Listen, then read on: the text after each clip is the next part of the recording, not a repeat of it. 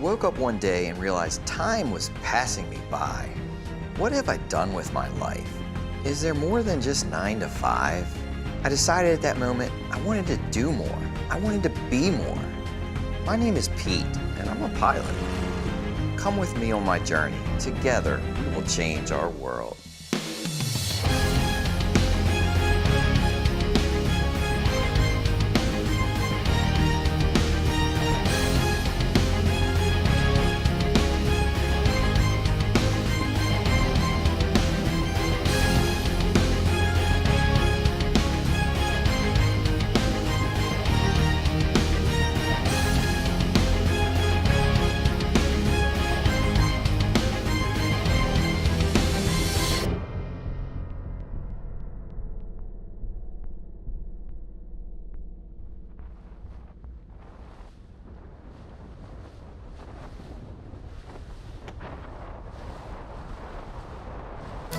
After coming through one of the lowest points of my life, it's time to get back on my journey.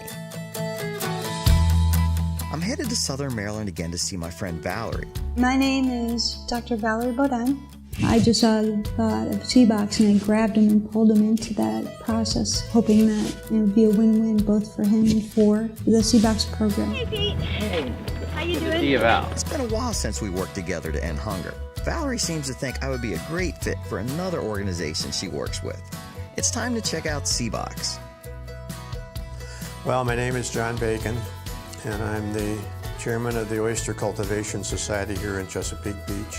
Each one of the big ones will clean 50 gallons a day of water. Now, Ron has advised a way where we try to reflect the tide moving in and the tide moving out. These are the oysters that have been in the creek now for, 7 months, 8 months. We get about 100 or 110,000 oysters in every year. Seabox was founded in 2012 with the goal to help save the bay. Right there. I was shocked when they started explaining how dirty the bay actually was. It seems this little oyster is the key to help saving the bay. Volunteering is where it's at. Giving back to others is a wonderful feeling. And I messed up my line. I had to put it all back on my foot, take it off. I did it like about one day. Now I'm back home in Baltimore, Charm City. The city I was born in. The city I grew up in. The city I love. Lately, Baltimore has gotten a lot of negative press. When you have over 500,000 people living together, sometimes stress levels can get pretty high. Still, it's my city and I love it. This is my home. This is my family. These are my people. There's nowhere else I would rather be. I choose to see the best in people. I consider myself a pretty positive person.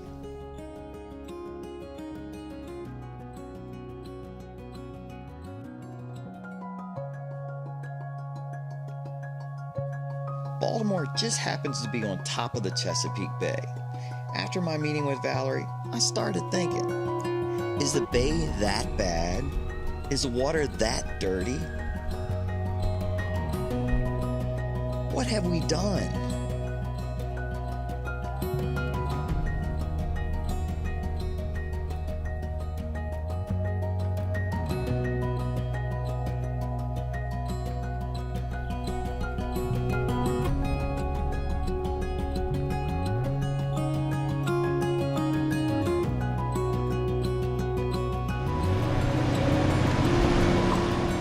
See the problem. Now it's time for me to help with the solution.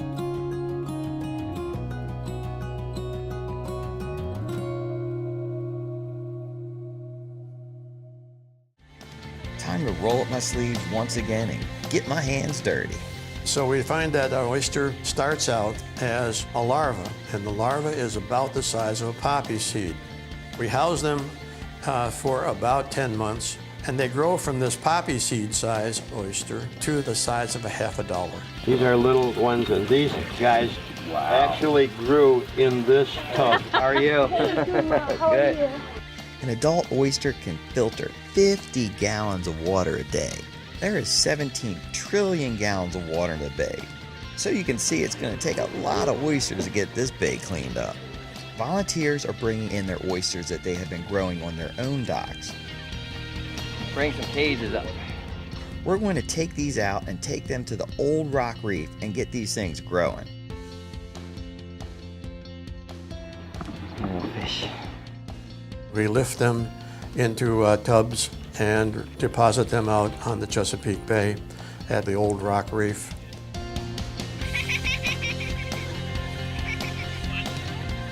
All right, we'll try again. Ready? Yeah, that's a little bit better. Our survivability rate after a year is in the mid 70%, which is pretty darn good.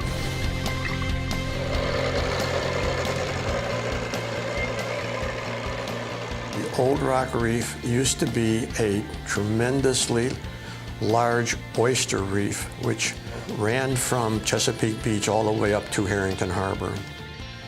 The DNR in 1969 decided that it was okay to harvest that reef, which led to the depletion of a lot of oysters in this bay.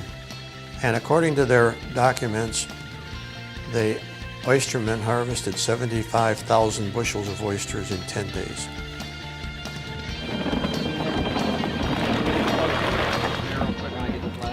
And I'm told that the total harvest was more than 2 million bushels. We are going to need a lot more oysters. Coming up, I got you. Keep pulling. Okay, I'm pulling. All right. Thank you very much, sir. Yeah, sure. I appreciate that. No problem. Thank you very much, Sure. John. Thank you for coming. Yeah, we'll see you soon. Come back for the next event. Yeah, it sounds great. All right, thank you. My next assignment, flying. Yeah, I can totally get into this. John wants me to get water samples from all over the bay. Piece of cake. Ah, it feels so good to stretch the wings again.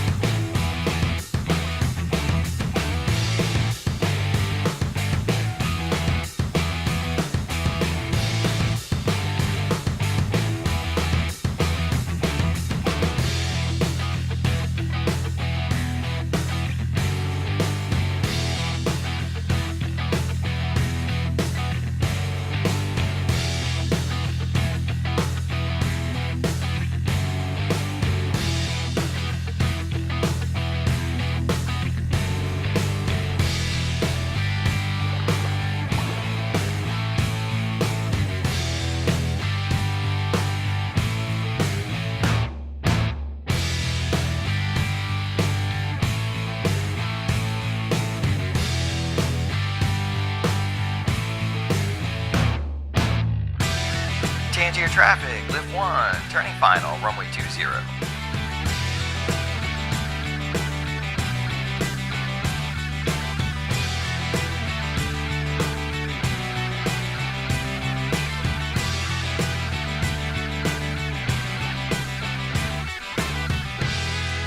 My final stop, Tangier Island.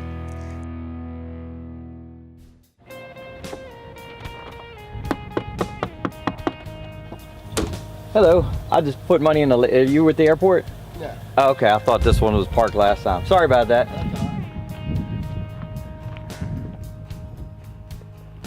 Hi. Is there a taxi service around here? I guess there wasn't a taxi service around here.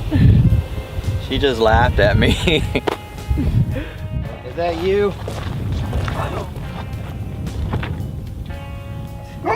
I kind of get some water samples. I want to talk to you, make sure everything's okay first. I'm on my way to pick up the mail. So Okay. do you want me to show you where the Sure. golf cart rental place Yeah, that would be is? great. Okay, thank you. Thank you. You're welcome. Thank you. Are they? I guess they're heading over here. Yeah, she said she would be right up. Okay, thank you very much. I'll be at the post office. We got a cool set of wheels for this island. Check out my ride.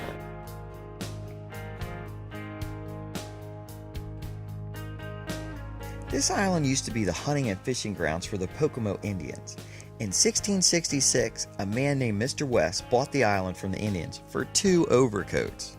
Today, the island is home for 650 people. Its average height is only 5 feet above sea level. They don't even have a doctor on the island. The people here still speak with an Elizabethan accent. Instead of saying hi, they say, hey, hey, hey.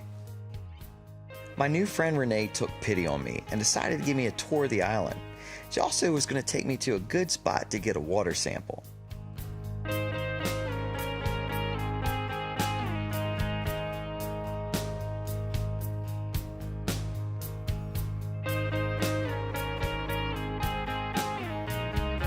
Okay, I'm getting a little sidetracked, but this place is really cool.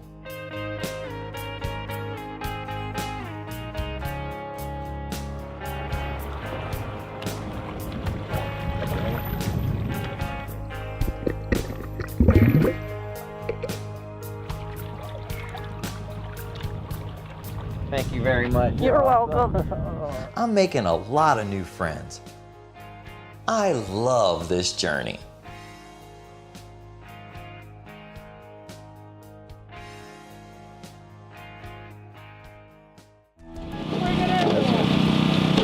That's the one. Today, we're here in the town of Chesapeake Beach. We're taking these oysters that have been grown for about a year, taking them out and putting them on the reef. We put them in the cages and put them underneath the trail. And what happened then is that we keep those oysters under the trail for about 10 to 11 months. The reason that we house our oysters underneath the trail, and the reason that many other oyster gardeners in this state house them in cages along creeks, is the fact that these young spat are very susceptible to predators. So if we can keep them in a cage away from the major predators, then they get a chance to grow and become more resistant to predators. A little messy, but it's not bad. It's all good.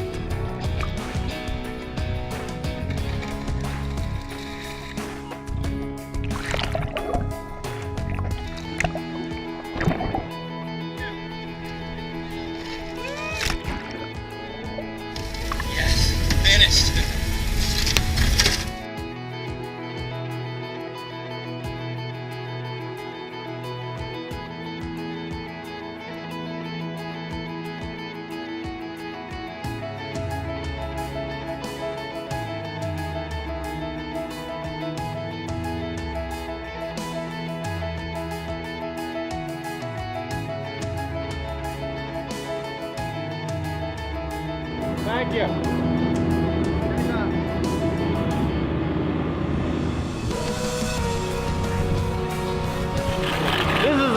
easiest part of the job. That way.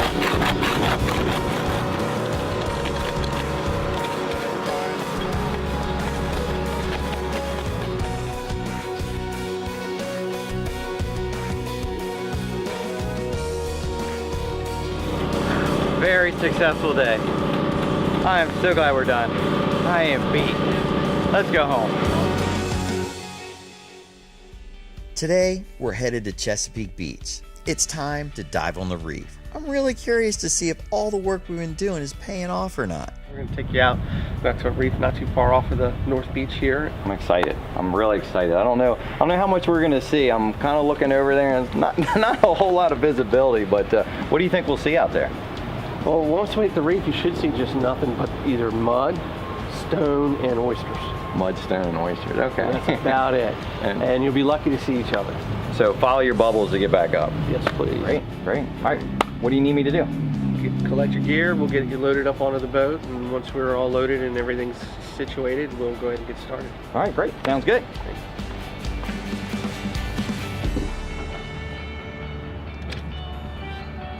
Yeah, both of those anchors above come to DR12 as well. Getting ready to dive. Very exciting. That was the snowman. To be honest, I'm a little nervous about diving today.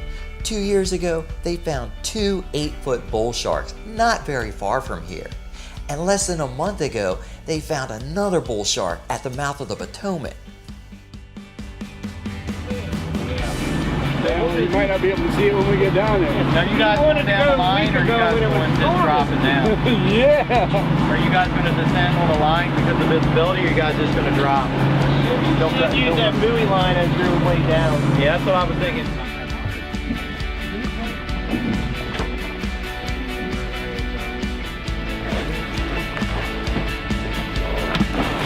All right, let's do it.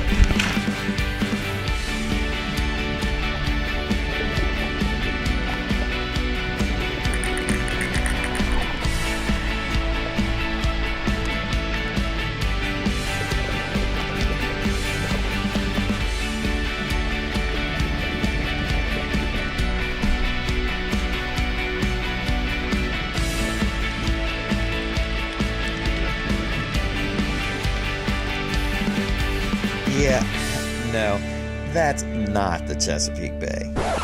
This is the Chesapeake Bay. I don't know about you, but I can't see a thing.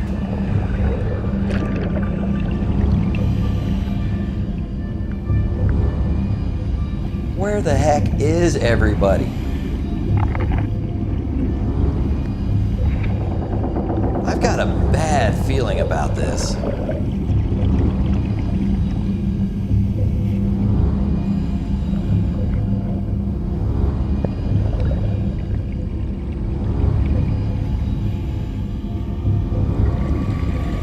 What is that?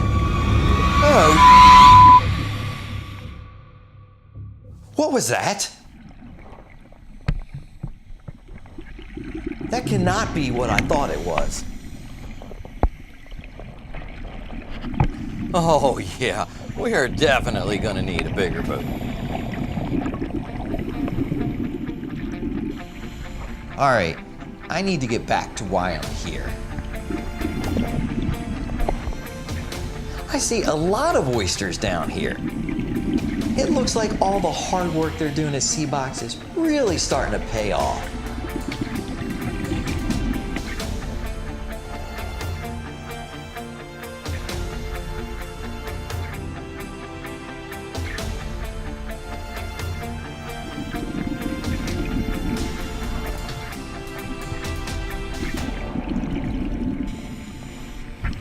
I was finally able to find the rest of the dive team.